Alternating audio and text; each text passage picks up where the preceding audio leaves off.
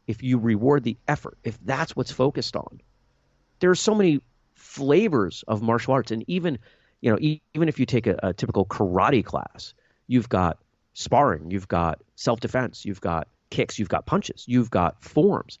There are so many things in there, and someone can find the thing that they click with the best. They can put in their effort. They can see the results. They can feel good about how that effort translates. And I think that for me, that's why team sports didn't work quite so well, because I could put in the effort and the results didn't necessarily come back out. When I trained for martial arts competition, if I worked my butt off, the results happened. I got better. I scored higher. I came away with more trophies. That's it. It's like the old tug of war theory we've said here before. You could be in a 10-man tug of war and you can win the championship every year, but you might not actually be pulling the rope. You might just be chilling. Yeah. So that's the old saying. So no, you're right. What you get, what you put in, you get your results, and it's important to be recognised. And I completely agree with you. If you are the winner, look in sports nowadays. Look at like the NFL. They don't give everyone a medal, do they? They don't get at the Super Bowl, or whatever it is. They don't give everyone a trophy. No, it doesn't work like that. And while everyone that, and you hear this, and I hear this in interviews, you get people who happen to be in the right place at the right time. They get traded late season, they're on the team, and they come away with a championship ring. And a lot of those people are really open to say, look, I have this ring, I'm proud to have it, but I didn't do anything to get it. I played like 40 minutes. Right. Or you get, I listen to a lot of podcasts around strength and conditioning, athletics and fitness or something I'm very interested in. And sometimes you get a strength coach, who's being interviewed, and he got traded. Well, not traded. He signed a new job with such and such a team early on in his career. He was the third assistant to the strength coach, and that team goes on and wins the national title or something. And so he wins that ring, but he's very aware. I didn't do anything to help this happen. I was just there. I was taking up air. I was eating at the team meals, and that was it. I was the water boy. Exactly. So how did you, if you mind me asking, how did you get on in your competitions? Please. Did you win any major events or anything like that? Yes. So in the competitive circuits that I followed over those 3 years, I did well. These were not national circuits, despite one of them claiming to be.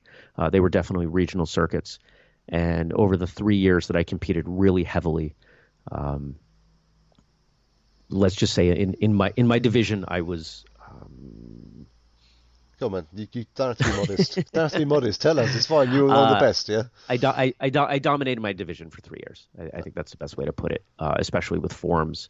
I think there have definitely been two 10-year hiatuses in there, because I've done a little bit of competing over the last couple of years. My empty hand forms competition I've gone undefeated, since I was like 14. Interesting. I bet a lot of people, some people knew that, but they know that now. So if you come across him in the street, lovely guy, but just let him go first. Okay? Open the door, be some polite. Well, I've gotten better as a fighter as I've gotten older. I've got a good 30, 40 pounds on high school Jeremy, but fighting was never my jam. I like sparring. I actually really love sparring at slower speeds. The grace of it, the ability to work out, to orient myself with someone else, mm-hmm. and to kind of have that play, that freestyle aspect of martial arts. I really love that. But when it comes to faster and higher levels of contact, I'll do it, and I'll do okay. But it's never going to be the thing that anyone knows me for. Nobody's ever going to bring me into for a seminar and say, teach us how to be a better fighter. No, but I'm sure they can ask you a lot of questions though, but to be fair, if I wanted to learn how to do a bit of fighting like karate or something like that, I'm not going to lie, Jeremy, you'd probably be the first person I called. Well, thank you. No problem at all. So while you were doing all your competing and everything like that, is when you sort of came across that you're not very happy with the current martial art equipment that was being provided and being used. What was it about it you weren't happy about? Well, back then, so we're talking 80s, 90s. there were a handful of companies making very similar equipment, and for those people who aren't familiar with the typical landscape of karate and taekwondo, we'll call point sparring style equipment. It's foam rubber that's dipped in some vinyl, and there's a Velcro strap. And if anybody remembers the 70s with Jun Ree's Remax, Rechops, those gold, yellow sort of things that everyone's told me fell apart after one match. That's just kind of what we had. You'd spend, 30, 40, $50 on some gear, and you'd wear it and it'd start to tear, and some people would put duct tape on it, and it would just kind of be a thing. And, fast forward 10 years or so, I've gone through college. I'd started an IT company, and I was training in Taekwondo. And I looked down one day at my foam gear, and I realized this stuff not only isn't better than it was when I was a kid, it's gotten worse. It holds up less. Despite the fact that, modern manufacturing techniques have improved, the only thing that is changing is that this stuff's gotten a little bit cheaper because of, just the economy of scale and manufacturing processes. Somebody has to be making something better. And so I spent a couple of years, I'd go home from class and I'd sit at the computer and Google around the internet, and I didn't find anything. So after a couple of years, I started forming this idea. Well, what if I was able to make something? What could I do differently? And I had some ideas and started making some sketches and talked to one of my mentors, and he helped me find a prototyping company, and I got a loan and started a martial arts products company because I was tired of crap gear. Fair enough. Like, did you sustain any injuries due to training gear, which helped push you along this path? Let me think. No injuries, other than just the design of the typical point sparring boot left me slipping on the floor periodically, and that's certainly not a unique experience. But no, fortunately, I didn't. I wasn't getting hurt. And have you ever quite a common item that's spoken about in MMA is the open gloves for eye pokes and things like that. Have you ever looked into? I know a lot of companies have looked into, but producing something that prevents eye pokes but doesn't jeopardize the grappling at all. We have some stuff on the roadmap. There's some prototype things, but one of the things that is a little bit different about what we do at our company is that we don't make MMA products, and that's Okay. not because of any disrespect for MMA or any dislike. It's because we want to make things that are for traditional martial artists because there are so few companies addressing traditional martial arts. If you look at most of the companies that make traditional martial arts products, they also make products for boxing and MMA. And so we're trying to build a brand that is known for doing traditional martial arts things, which creates a little bit of a challenge for me as someone who is interested in MMA. I watch MMA. I'll hang out with friends and, we'll watch the UFC. But when it comes to what we do with our products, there are no fingerless gloves. And just to look at it another way, there are some great options out there. People, why don't you make boxing gloves? You've got a lot of great boxing glove options. When we started making our foam line, I don't feel there's anybody else making a great foam line. So it allowed us to differentiate rather than to simply slap our logo on kind of Me Too products, which, let's be honest, there are a lot of companies out there doing that. So when did you decide then, like, do you know what, enough's enough? I found a good product. You got the technology to make the products the best they can. When did you decide to start Whistlekick? So the idea, I think, really formed in 2010, and I think I may have even registered the domain name back in 2010. The original idea of Whistlekick involved, and I'm not going to go too deep because there's still some stuff that we're hoping to do with the concept, involved building a line of children's gear that made noise. Okay. And when I discovered that was going to, the research and development on that was going to be, hundreds of thousands of dollars, I said, I don't think I'm quite ready for that. And so that was 2010, and it took a couple years to work through the designs and the prototyping and flying to other countries and making that happen. And I remember New Year's Eve, 2012, 2013, I spent it at my desk building the first Whistle Kick website. No, amazing, and it's doing fantastic. Got a great number. You've got a lot of people following you. You know, it's doing fantastically well. Um, Thanks. so what? So the what did you? So I was about to ask you a really stupid question. I was about to ask you why did you start Whistle? I was about to say why did you start Whistle Kick, but that's because the products were shit beforehand. Sorry about that, man. But what? Yeah, yes and no. I mean, Yeah. it's certainly it's not a stupid question.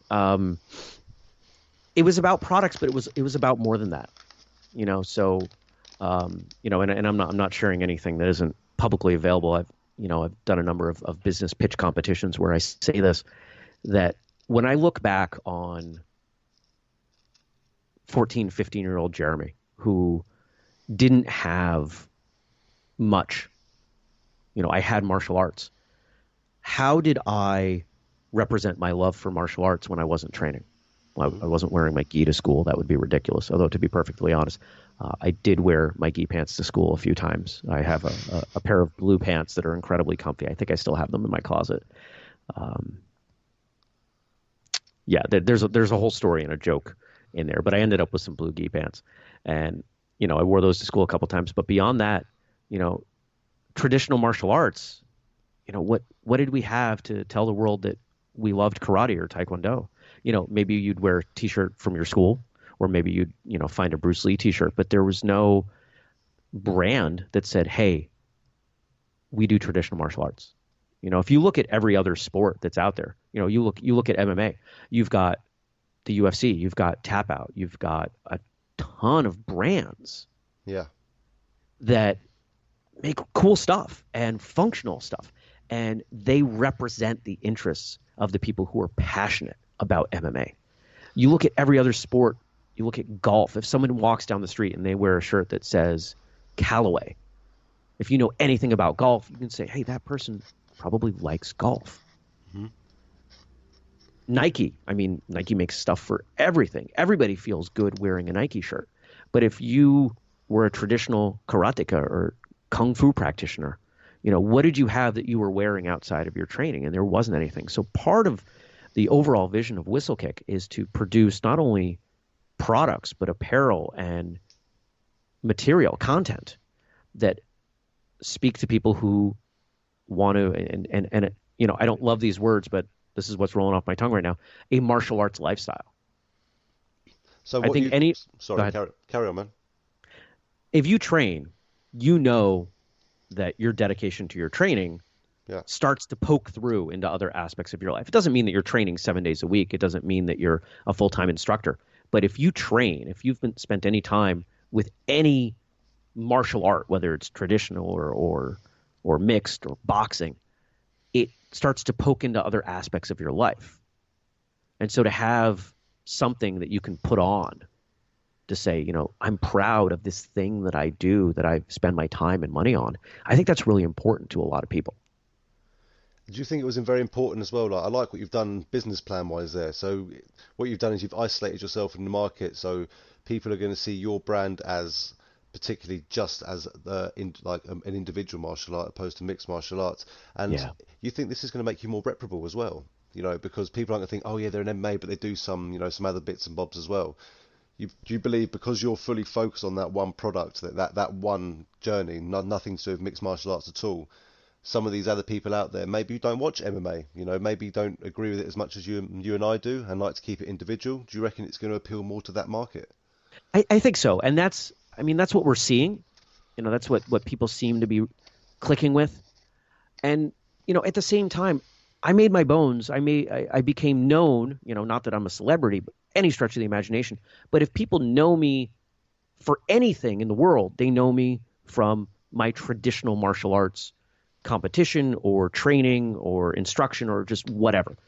I'm a traditional martial arts guy. I'm not an MMA guy. And to pretend to be otherwise, I think is to misrepresent myself. And I think it's disrespectful for people who are wholly dedicated to their mixed martial arts training and competition and that lifestyle. It's different. We definitely have a lot of similarity. There's a lot of crossover. I like to say that I draw a thick line between mixed martial arts and traditional martial arts. they're still adjacent. There's still a lot of crossover, and training one will make you better at the other.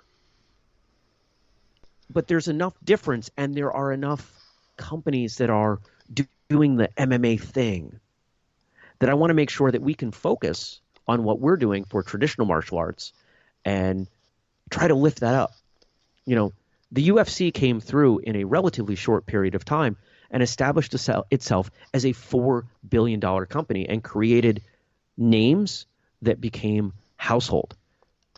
How many people today have traditional martial arts practitioners on posters on their walls? Virtually none. Yeah. Right? Because unless it's there's Bruce no Lee.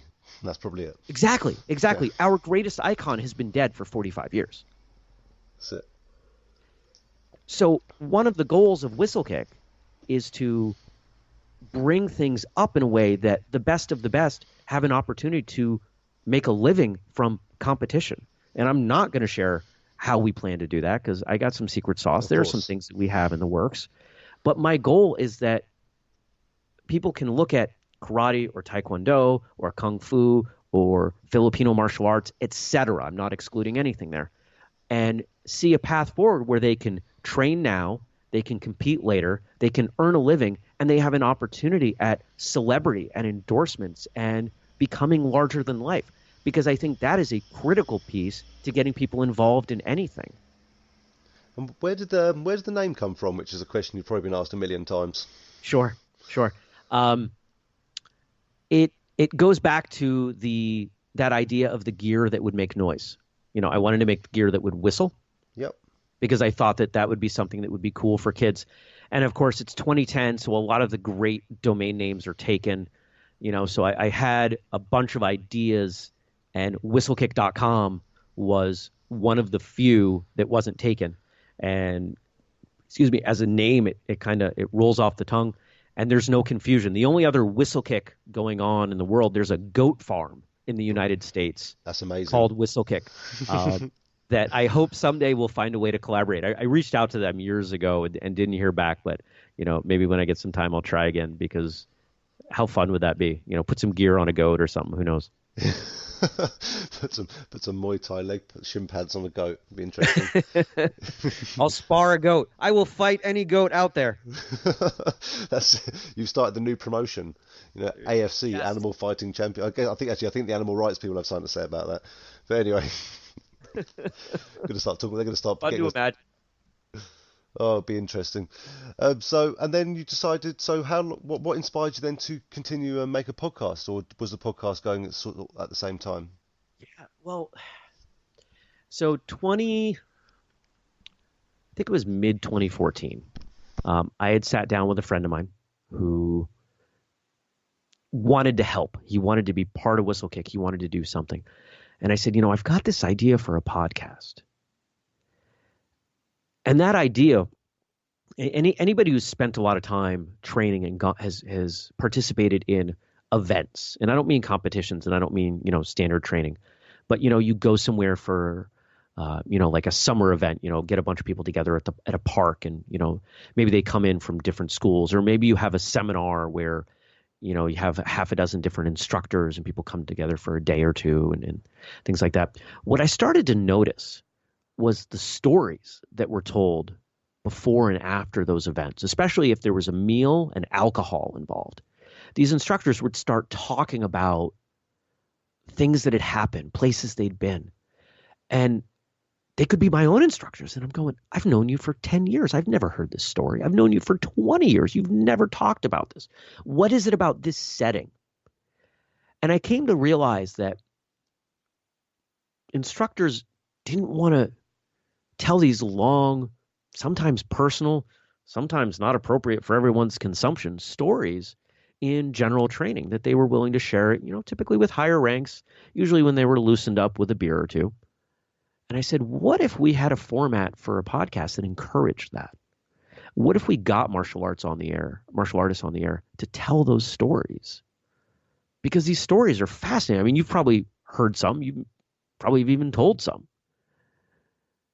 And so I sat down with this friend of mine and I said, hey, I want to do this show. I want to help put it out. and I want you to host it. And he's like, cool. So we had a couple meetings about it. And then he went and almost died.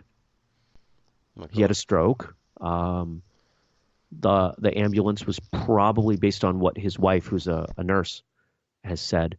That ambulance was probably 10 to 15 minutes ahead of him dying. A little bit later, and he wouldn't be with us now. I actually just had lunch with him last week. Well, that's good to hear. Yeah. Oh, he's a great guy. But of course, when you nearly die and lose function over most of your body and move away, you really can't host a podcast uh, here with me. So I said, okay. So I put it aside for about 6 months. And then I decided one day, I said, I think I need to do this. So I spent some time and considering, what would need to go into it and what the outcome might be from it. And I said, all right, let's jump in. I reached out to a few friends and I said, I'm doing this thing. I have no idea what I'm doing. Will you help? Will you be on the show? And they said, yeah. A bunch of them said, I don't really have much to say, but sure. Yeah, that's what they all say. Yeah. And so we started this show. We started Martial Arts Radio. And that was the first episodes came out April of 2015. So we've crossed 4 years. We're 400 and something episodes in. Wow. We release twice a week. The Monday episode is still an interview, still with a very similar format. Of course, fortunately, I've become a much better interviewer than I was then. Back then I would follow just this list of questions and go from one to the next. But now it's a lot more organic, and I've gotten pretty good at getting people to wander around and tell a lot of these stories that I just love to hear. And sometimes it's celebrities. I just interviewed someone from, well, let's see. When will this air? Whenever you'd like me to air it. Oh, okay. Well, we just interviewed Rich Ting, who's one of the stars of Warrior on Cinemax. Yeah. Shannon Lee came on to talk about Warrior and the process that launched that show. We've had names, people with some celebrity on, but I'm still proud that the majority of the guests are people haven't heard of. They are everyday martial artists, and I don't mean that in any kind of negative way. I mean that martial artists could be anyone. And so to have these people on who, quite often have a part-time school, or maybe they don't even have their own school, they're someone who trains at such and such a place, and hear their stories from their time training, I find that to be so inspirational. And to realize that, my experience, while different from yours, from everyone else's, about what martial arts is, there's still a lot more that binds us together. We still have far more in common than we do that separates us. Yeah. And I love it. And I'm completely with you on when you started your podcast, and I find it actually very therapeutic. I find it very relaxing to do it as well. And as I said, it's very important to be organic about it as well. And it's something I love to do as well. It's great, as you said, people just open up to you, which is great, and they're quite happy to talk about their story. And I just find it so fascinating listening to it. I'm like with yourself now, Jeremy. You were just saying about how people will happily open up and talk to you, and I know most of your life from 4 years old at the moment, which is to You me, do. yeah, and to me, that's just. I love hearing everyone's different story. I had a gentleman called Ninja Nguyen. I don't know if you've heard the name before. I do. Yeah. I know who he is. So we had him on. I had him for a chat not too long ago, and I learned all about his life from Vietnam, through the Vietnam War, and all stuff like that. And I'm like, my God, like this guy's. I'm sitting here in awe listening to guys like yourself as well. Like you've done, it's been amazing. You've gone from being karate. You've done karate from 4 years old, as well as being so academic. With this discipline training and it just shows. It's just an inspiration to anyone out there. Shows that if you're younger as well, just do it. Get your head down. Just get your head down, as we say in the UK, and just crack on and look. And you're living proof of what you can do. I'm not trying to crawl up your backside here, man. Do you know what I mean? I'm just saying. I just want people to understand that. That's why people like myself and you're doing it a lot longer than me. That's why we do it, and it's nice for people to get their story out there. Don't you agree? I do. I think the podcast format is so wonderful, and we've only scratched the surface. The last numbers I saw in the United States, something like 50% of people had heard a podcast, but less than 15% routinely listened to podcasts. And as we continue to see the retraction of typical television and radio and things like that, people are going to turn to podcasts. They have been, they will continue to do so. And it gives us an opportunity to put out this content that's a little more niche. You know, how many radio stations were ever going to carry a show like this? You know, it never would have happened. But now, because of the internet, because of global reach, you and I can have this conversation. We can talk about something that we both love so much, and other people can listen to it and nod their heads along, and it can make their day better. And I think that that is so phenomenal. And I'm so excited that I live now and not, I'm not growing up 100 years ago. No, I completely agree, and as I've always said, as long as I get one person listen to one of my podcasts all the way to the end, that I'm happy with that. Someone's listened to it and enjoyed it, so good. I'm happy for them. But luckily, we do get more than one view, which is nice. So, which is obviously nice as well. But isn't it nice? Like, I don't know if it's just me, but you get a comment or something on one of your podcasts, and someone leaves you a message or a bit of feedback. To me, that's one of the more self-rewarding things as well. It is. I've had people write to me and tell me that they were considering getting back into martial arts, that they had trained and taken a break and started listening to podcasts. And, so they looked up, what martial arts podcasts might be out there. And they found our show and they started listening and they started training again. I've had multiple people reach out and say that they started training again because they found our show. And I'm not going to lie, that makes me cry every time. I'm not sobbing on the floor, but, I get a couple tears because I feel so strongly about people training. Yeah. I think I love the idea of more people training, and the idea that a conversation I have with someone, that the words that I speak might get someone to take that risk, because it's always risky starting at a new school. It's always risky to start doing something, but to get back into it, which, sometimes starting over is even harder than starting for the first time. That I had an influence on that is I still have a hard time believing it, but it blows me away, and I'm honored that people take those words so strongly. And when you look back when you're 90 odd years old, over 100, I'm sure, hopefully, when you're lying in your bed, you look back on your life, you look back on your life, and you can think to yourself, I actually did something. I helped people in my life. I did something with my life, and what a great life it was. And I said, you're doing it now, and you're only at 40 years old, and I'm sure you'll continue doing it for the rest of your life. I hope so. It may not always be a podcast, maybe someday we can grow it into a TV show or who the heck knows what the future holds. But I do hope that I will be able to continue to share my love of the martial arts with others in some kind of public fashion, because it feels good. And, whether it's one person listening or honestly 0 people listening, I'm enjoying this conversation, even if nobody else ever hears it. Yeah, exactly. And some of the more enjoyable conversations that I have about martial arts are with people that I know are going to have the fewest listens. It's somebody no one's ever heard of, that is never going to be famous, but we just have a great chat.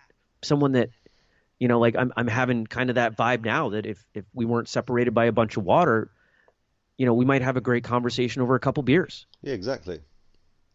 And I just think that that's so cool. And it comes from a mutual passion for martial arts, which again makes the sport so that much more wonderful, Undoubtedly. And I'm going to be honest with you as well. I'm not just saying it. You're talking about getting people to get back into training and things. Well, I haven't weight trained for about a year, and I'm really suffering because I've got lower back problems because I'm not training. And they've been sitting there for a week. And after this conversation, I'm going to go and train and sort myself out. Good. Because you've inspired me now. Start slow. I will. I've got light weights. I'm going to do light weights and lots of reps and just go slow. That's it. I would even make day one low reps. Low reps, low weight, and just get back into it again. One of the things we didn't talk about, because it really doesn't take any kind of forefront position in martial arts for me, or the way we talk about martial arts, but I'm a CrossFit coach. And so I have this opportunity to work with a lot of people on fitness and health goals. And one of the things that I tell a lot of people when they come back from injury or they start for the first time you can always work out again tomorrow. But if you go too hard, you might be out for a longer period of time. So always err on the side of caution. You can always work out a little more tomorrow, or heck, even hours later. You can always do more later. Oh yeah, I'll only be doing 20 to 30 minute session. I won't be doing any more than that. Good, good. Just get my body back into it again. Otherwise, I won't be able to move. I'll be aching like anything. And it's the there's the nice ache, but that's after you've been training for a few months. But the first ache is Right. you can't open your arms straight or anything. It's horrible. Fortunately, I don't have much hair, but the quintessential, I couldn't comb my hair. I couldn't wash my hair. I do remember one training session where I couldn't wash my hair Oh, I was just putting afterwards. my blazer on at work, my jacket of my suit. It's just like, can someone actually help me do this? And then your mate notices it, so he comes over and just like gives you pushes against your arm muscles or your chest muscles, like, thank you, really hurt, brilliant. We're so cruel to each other over here, we really are. We are. We What? are. That's how we show friendship over here, pain. It is. Well, isn't that a martial arts thing? That our best friends punch us in the face and then we thank them for it. Yeah, I think if we get up and laugh and smile and just sort of get on with it. There's something wrong with this breed, isn't there? Then, but the thing is, though, the new breed now, if that happens now, you spend blooming 3 months in prison. Probably they'll cry and you get done for assault or something like that. I don't know. The world's changing, man. It is. It is. There's some hope. There's some hope out there. Well, people like I think yourself it'll start teaching to all these shift. kids, passing on Yeah, your message for more people like you. absolutely. So, what I want to say about earlier is, you said about how you were, you said you were a bit of the geek growing up sort of thing. I Yeah. was doing a bit of research on you, as you can probably imagine. Okay, and am I right in knowing you were a founder of a company called the Vermont Computing Company? Yeah. Yeah. So talk through that because I was watching it and Sure. I had to double check it was definitely the right person. This martial arts guy was telling me about how about how Pinterest was up and coming, what to look for before opening emails. I'm like, whoa, what's Oh, this? you What's you this found different? you found those YouTube videos. Yeah, Yeah, man. I was I like, was the where's this local TV side? station. I was like, this is definitely one of my questions. I want to ask what all this is about. So come on, give us some background. So when I went to college, I double majored in computer science and philosophy. Hmm. And the philosophy probably makes sense based on this conversation. People can probably tell I'm a thoughtful person. I like to contemplate things. It's But good. the computer science, I'd enjoyed computers, for a very long time. My first computer, you know, uh, I had to write my own programs. It was old even when I had it, but taught me a tremendous amount. And so when I went to college, I decided I would major in computer science and found very, very quickly I hated computer science. But there was no more applicable computer program then. There was no computer engineering. There was no uh, information technology. There was nothing like that. In fact, our computer program at the university I went to was very small, three part-time professors. And I ended up with a job in the IT department and found that that's what I loved. I loved working with people and I loved helping them with their technology issues. I, that grew even in college. I had a part-time business helping people outside of the university with technology stuff. I had a handful of clients. And when I moved to Vermont, I moved a couple states away so my then girlfriend could go to law school. Hmm. I had a hard time finding a job because it's a small state. There's a lot of population here, and so we don't have a ton of job opportunities for that reason. So I kind of hung out my own shingle, so to speak, and started helping people in the area with computer problems, and that grew. And at one point we had 2 locations, and at one point we had 15 employees, and so I spent 13 years with this IT company that I founded, and 5 years ago sold it off to my employees so I could focus on Whistlekick. Oh, fantastic. So yeah, the geek and the martial arts side paid off for you in both Absolutely. ways. Yeah, fantastic, and it's set you up nicely now, so you can continue with whistle kick as well, which is obviously doing very well. Um, where the excuse me, who designed the logo, and is there a meaning behind it? The Whistlekick logo, Yeah. um, that was professionally designed, and it it has meaning, but the meaning is intentionally vague, right? Hmm. So it's you look at it, you can probably imagine some movement in there. It's not static, and that was really the requirement. People look at it, they see a W. Some people see a W and a K smushed together, for whistle kick. Other people see people kicking, and I never correct them because I want it to stand for whatever people want it to stand for, whatever they see. because if we're going to be a broad martial arts brand, if we're not going to restrict ourselves to, we're just for karate or we're just for taekwondo, I want people to be able to find meaning in whatever we do. If someone listens to one of the podcast episodes and they find it motivational on an emotional level, great. If they find that it makes them want to go train, great. I'm not going to tell people what to take from the things that we produce. I want to put things out as kind of a platform and let people build on that. We've got, I don't know if in your research you bumped into martialjournal.com, which is a content site that we very quietly built and sponsor, where we have people writing about martial arts and people editing those articles and just generally growing this content site. And it's all for free. There's no advertising on it. None of the writers are paid. The editors are not paid. And it's just a bunch of people who love martial arts and love writing about martial arts. And we just kind of collaborated on that. I don't have any involvement in the day-to-day operations. I built it and handed off to some people that I trusted. And they're the ones running with it as a platform. Yeah, fair enough. How's if you mind me asking, how's Vermont Computing doing now? Is it still active? It's still active. The guys are doing their own thing with it. I have I have zero involvement with it, and I have very little knowledge of what goes on. It was clear after the sale that they wanted to make their own way. That they took what I'm not going to say I built, because they certainly had helped. They took what we had built and they wanted to see where they could take it without the legacy of me being involved. Right. So as soon as that sale happened, I was pretty much out. Spent about a month helping hand over some things and dealing with some transitions. But from there on, the only time I step foot in that building is if I need something from them, if I'm dropping something off or whatever, I'm a customer. That's it. It must be. It's still nice to see that business you built is still active though, and still doing well, which has always got to be self-rewarding again. I just want to talk about a couple of the books that you released as such. So a couple of them made sense. How Not to Hold Martial Arts Tournament, I think was one of them. Please correct me if I'm wrong. Yeah. One was your interview with Bill Wallace, and then I was expecting something else, martial arty. Then it was starting to sell on Amazon.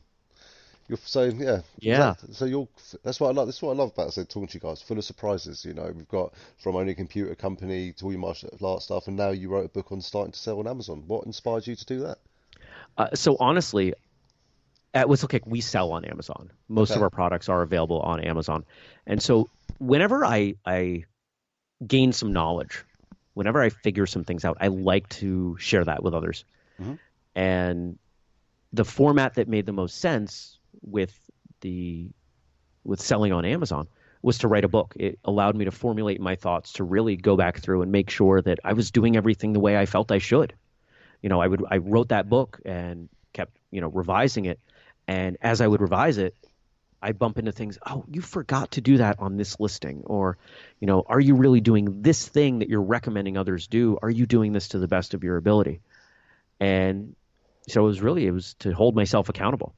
And so I wrote a book and had it edited and put it out. Of course, it's available on Amazon. It didn't go through any major publishing house or anything.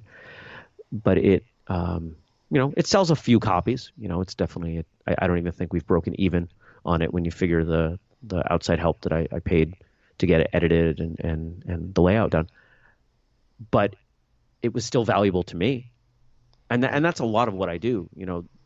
When I have an episode of Martial Arts Radio, if nobody else listens to it, I still enjoy the conversation that I have with someone. And then the other book that you mentioned, one of the other two books that you mentioned, Bill Wallace and How Not to Hold a Martial Arts Tournament. So the Bill Wallace one is really it's a transcription and a little bit of formatting of the interview that I did with him. I was fortunate enough to meet him, and he was gracious enough to come on for episode 14 of our show. And that was really our first big guest, and it helped kind of catapult us forward. So just as a test, because I hadn't done much with Amazon books before, with turning something into a book, be it for Kindle or for paper copy. And so I took what I figured would be our most popular option, and put that out. And then in 2016, we hosted a martial arts competition, and I threw everything at it, all the ideas I could think of, and we turned that into a book and a course. And because I did some things wrong, in fact, quite a few things wrong at that event, I decided to name the book "How Not to Hold a Martial Arts Tournament," because I felt after doing something one time, I was far from an expert, but I could certainly tell people how to avoid the mistakes that I made. Still passing your message on through books, Exactly. through your Exactly. gyms, and as you said, like you said, with your selling in Amazon to sell on Amazon, who say it's not breaking even, whatever. But again, someone bought it, and it's helped someone out, and you never know, they might be being very successful themselves now from just reading your book. Exactly. Are you familiar with Gary Vaynerchuk? Gary V. I'm not, no, sorry. Okay. So Gary V. Is a prominent social media celebrity over in the United States, and he talks a lot about marketing and branding and launching businesses and things like that. And one of the things that he talks about, because I mean, he has 10 million people following him, and he has a media agency now. He says, if someone invites me on their podcast, I don't care how big it is, because that person who has 20 listeners may become the next, Joe Rogan. And if I help them early in their career, you never know how they're going to be able to help me later in mine. Right. So yeah, I don't look at the dollars or the sales of that book as necessarily the only way to judge the success of it.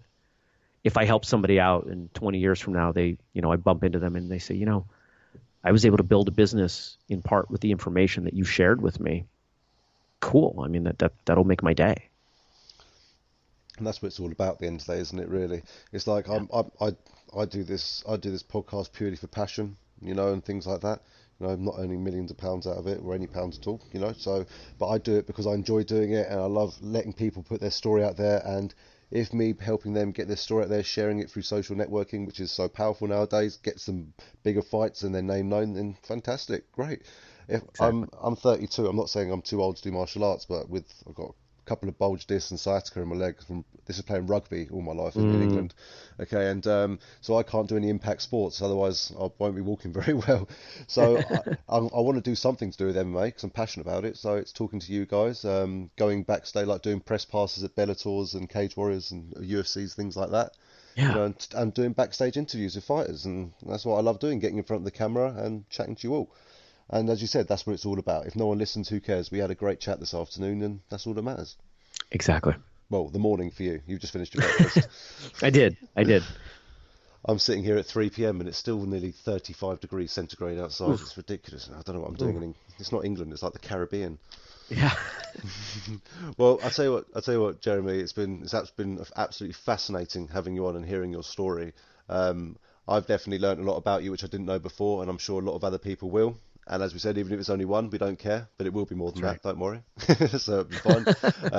And thank you for inspiring me to go and have a train now. I was going to put the PlayStation on, but that's a better shout. Go and put the weights, do a few weights for 20 minutes. It's not going to kill me, is it? So we'll No, do that. no, well, And yeah, thank you for sharing your story. And I just want to give you the opportunity now to give a shout out to where people can find any of your books, to your gym, Whistle Kick, everything. sure, sure. Well, first, I want to thank you for having me on and for such a great conversation. This has been a lot of fun.